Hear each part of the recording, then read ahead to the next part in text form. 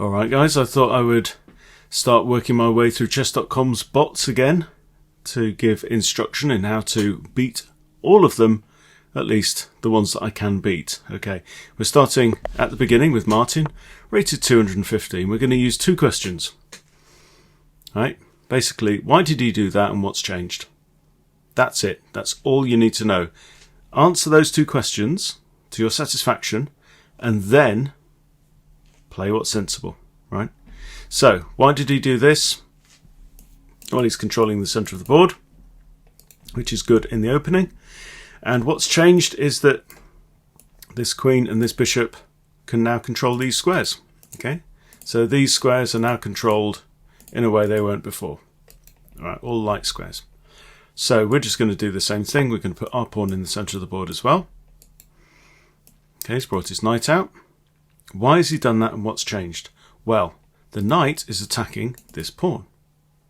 Is the pawn defended? No. So what can we do? We can defend it. We can't move it anywhere. So we could defend it with this pawn, we could defend it with this pawn, we could defend it with our bishop here, or our queen here, or our queen here, which wouldn't be very clever because he'd take it. Or we can put a knight here. Now, because we're in the opening phase of the game, we want to control the centre if we can. This is the centre. And then you can also think about control of this area, but particularly these four squares in the absolute centre. So the best move for doing that is this knight move because it controls that square now. And he also defends the pawn. Okay, so now our opponent has played his bishop out to here. Why has he done that? Well, he's threatening to take the knight. Well, if he takes the knight, then what's defending this pawn? Nothing. Okay, so we need to defend the pawn again. Can I defend the pawn in a way that gives me more control over the centre? Not really. I could push this pawn, bring my bishop out, for example. Let's just lift this pawn. We've got a nice little chain of pawns now. Okay, Martin takes the knight, and we're in check. So, what's crucial here? Well, we have to get out of check. We can move the king there, or we can block with the bishop or the queen. But we've just lost the knight, so let's just recapture the bishop with this pawn. Okay, now we're controlling that square, the pawn controls that square, and he's played king e2. Why has he done that? Nobody knows. Okay, so what's changed? Well, he can't castle anymore, that's for sure. So what do we want to do in the opening? We want to control the centre of the board.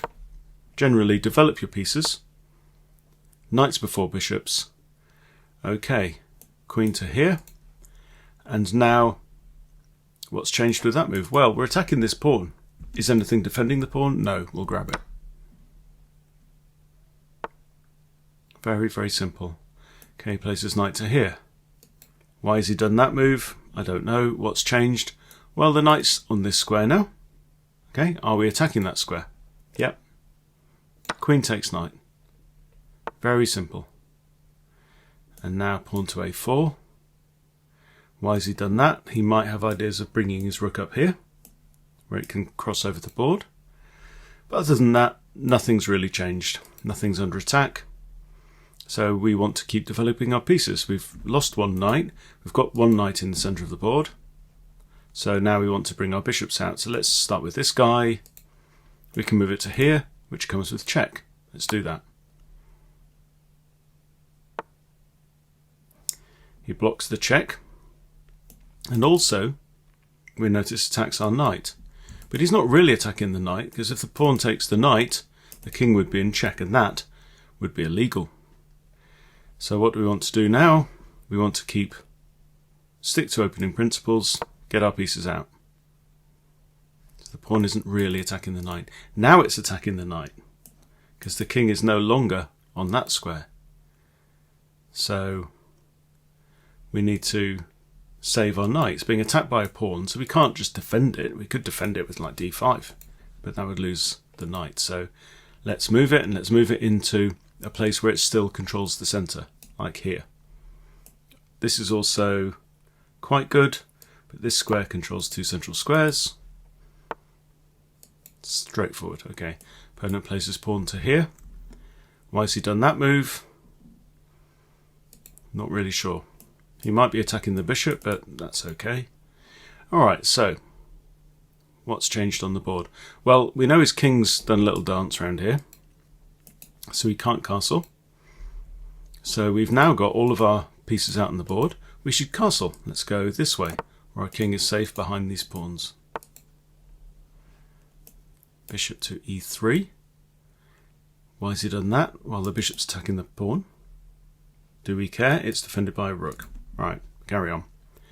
So now we're in the middle phase of the game, and now what we want to do is improve our pieces. Now we do have a bunch of pawns in the centre of the board. We could move our queen with check, that also hits this pawn.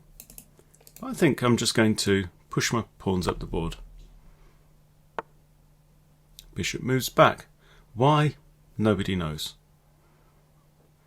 Alright, so which of our pieces isn't doing much? Well, our bishop is attacking this pawn. Is it defended? Yes.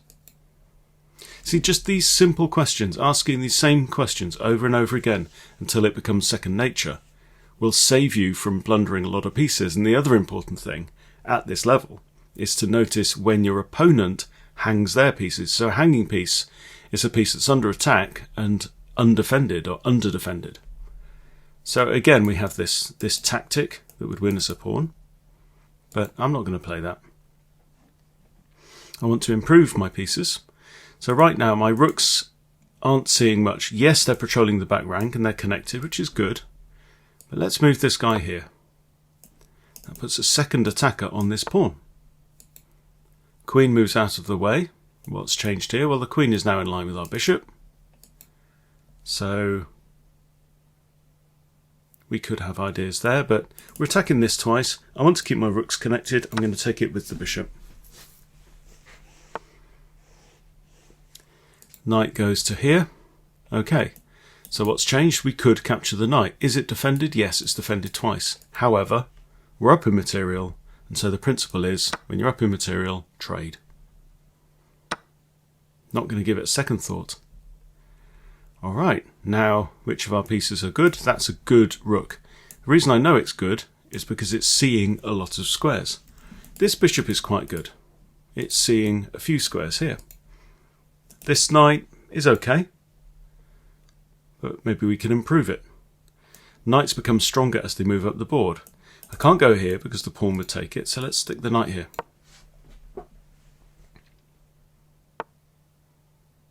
Alright. We've got two attackers on here. What's defending it? Only the queen. So let's take it. And I'm going to take it with the least valuable piece. I'm going to take it with a knight. That happens to come with check. Queen takes knight. What's changed? Well, the queens are looking at each other. Neither queen is protected, so it's our turn though. So I'm just going to take the queen.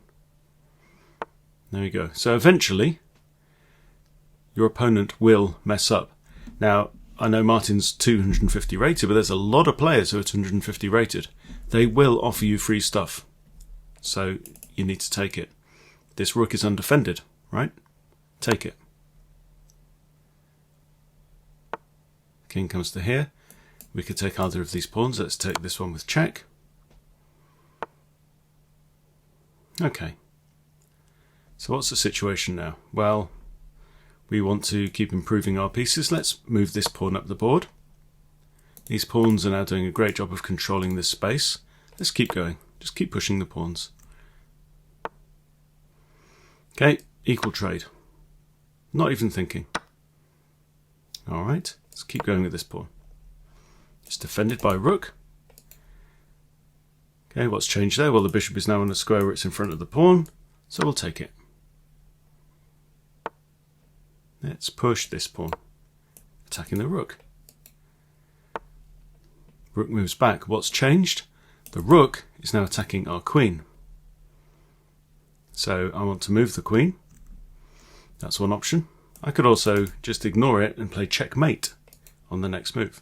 But I can also put my queen here, which is also checkmate. So that's how we beat Martin. Just slow down and check what's changed And if you can, answer the question, why has my opponent done that? Is he attacking something? Is he defending something?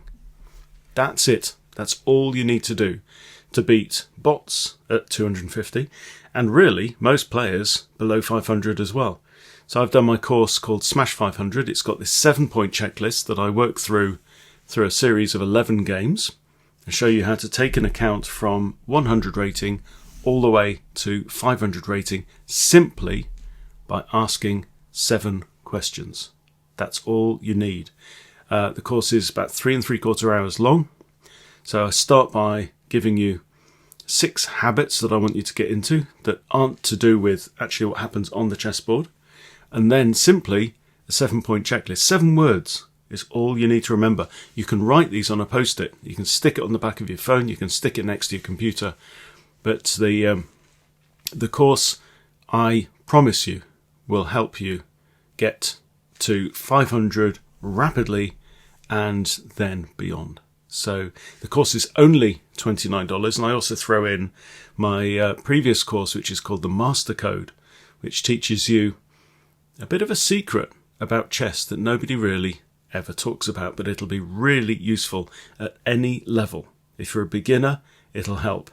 If you're an expert level player, it will help as well. So yeah, $29, you get both of those courses.